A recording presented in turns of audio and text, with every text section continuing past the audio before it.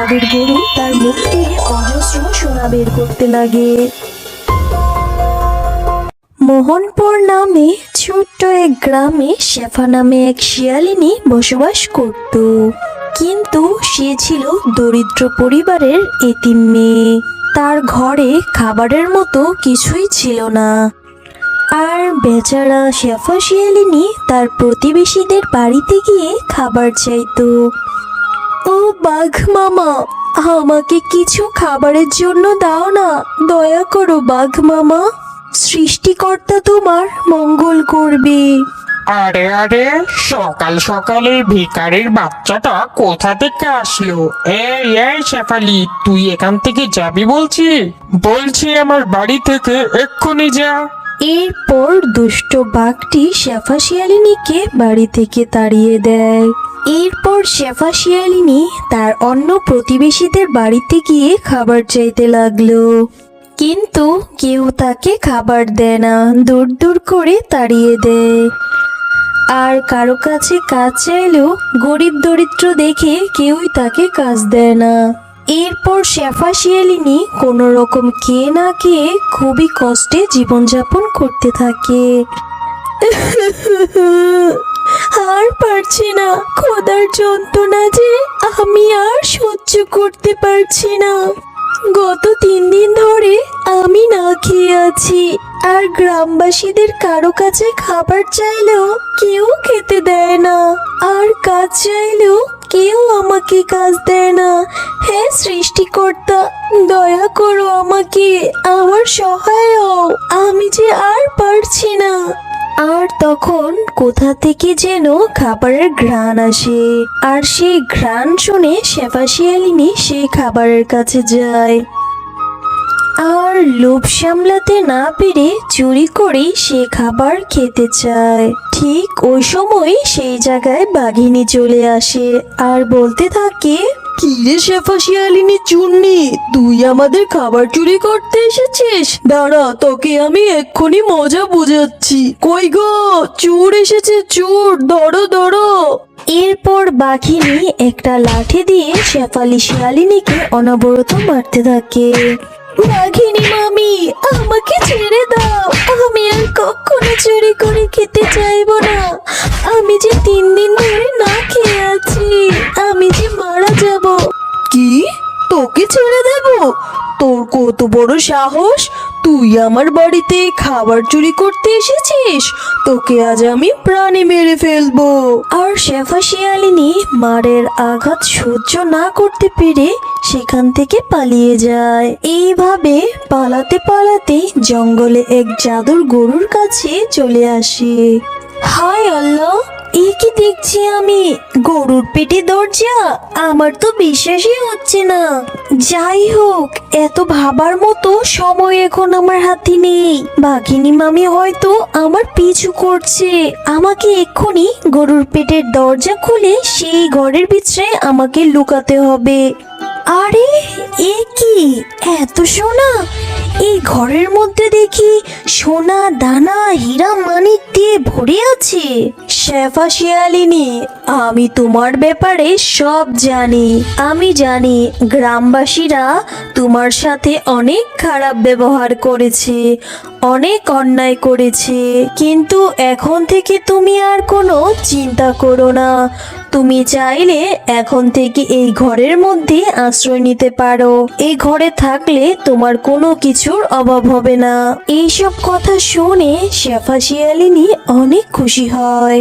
আরে সত্যি, এই ঘরের মধ্যে থাকলে আমার সব ইচ্ছে পূরণ হবে? ঠিক আছে, তাহলে তুমি আকাশের মধ্যে উড়ে আমাকে আমার বাড়িতে পৌঁছে দাও তো দেখি।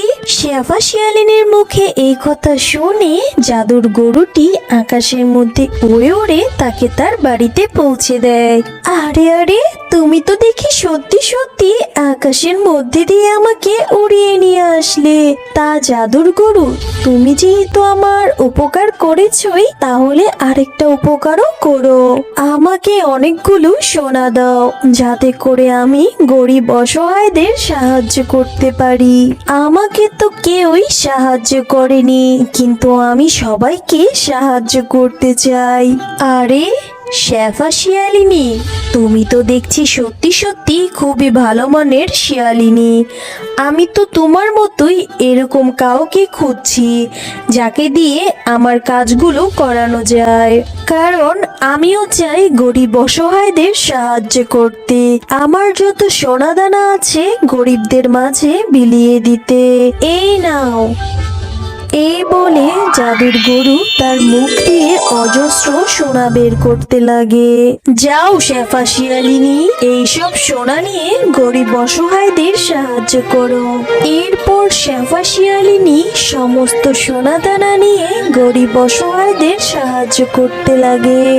এইভাবে শেফা শিয়ালিনী প্রতিদিন জাদুর গরুর কাছ থেকে অনেক সোনা নিত আর গরিব অসহায়দের সাহায্য করত। কিরে ভিখারির বাচ্চা ভিখারি, তুই এত সোনা দানা কোথা থেকে নিয়ে আসলি?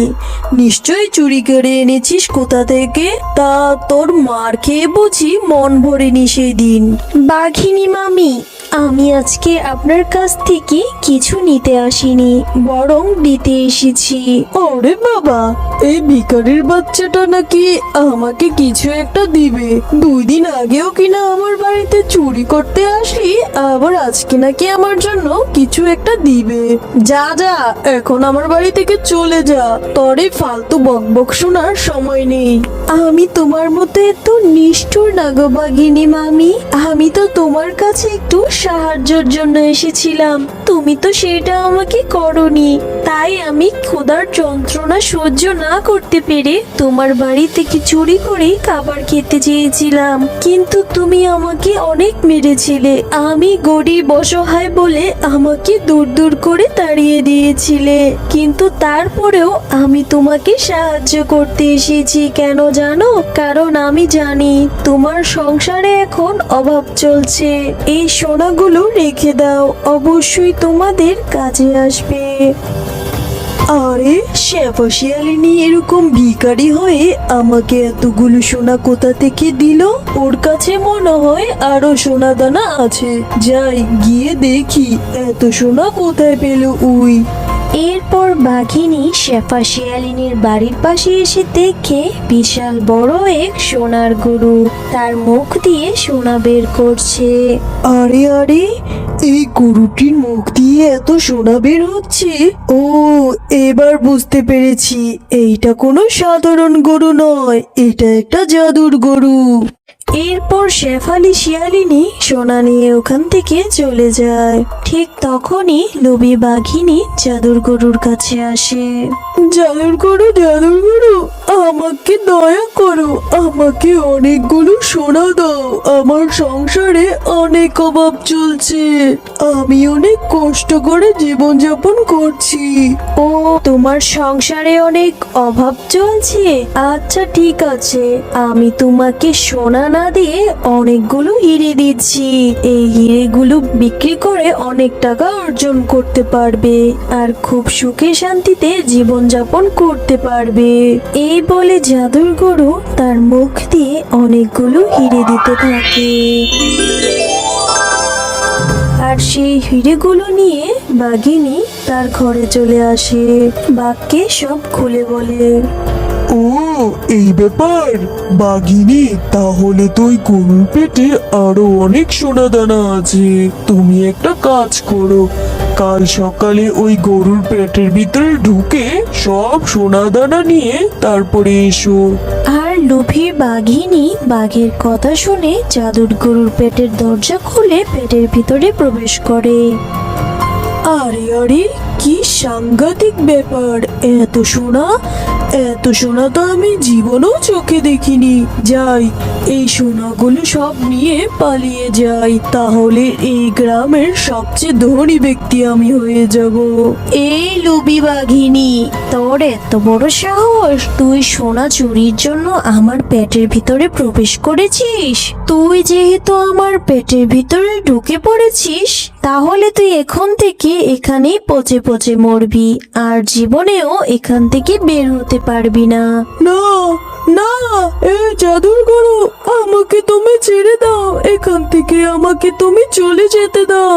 আমি আর কখনো চুরি করব না, আমি আর কখনো লুপ করব না। আমার ভুল হয়ে গেছে, আমাকে তুমি ক্ষমা করে দাও। হ্যালো বন্ধুরা, গল্পটি ভালো লেগে থাকলে চ্যানেলটি সাবস্ক্রাইব করে দাও এবং পাশে থাকা বেল আইকনটিতে প্রেস করে আমার পাশেই থাকো। ধন্যবাদ।